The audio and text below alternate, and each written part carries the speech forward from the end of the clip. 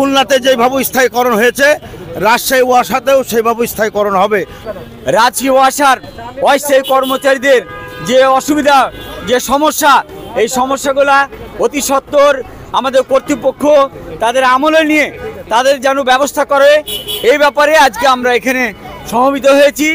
আমাদের 25-30 বছরের ক্ষোভ, রাজশাহী ওয়াসা কর্মচারী যারা দৈনিক মজুরি ভিত্তিক কর্মচারী সিটি কর্পোরেশন থেকে এসেছে, তাদেরকে এই 25 বছর ধরে বিভিন্ন টালবাহানায় এই কর্তৃপক্ষ এইভাবে অবহেলিত করে রেখেছে, যার জন্য আজকের এই অবস্থান কর্মসূচি।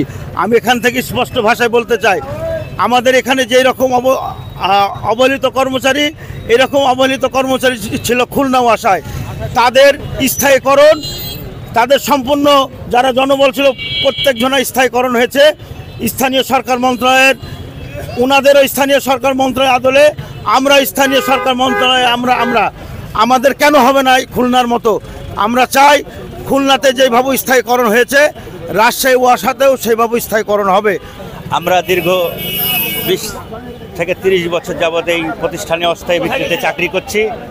আমরা বিভিন্ন সময় বিভিন্নভাবে সাধ্যের কাছে দিন দরবার করেছি, তারা আমাদের স্থায়ীকরণের বিষয়ে কোনো কর্ণপাত হয়নি।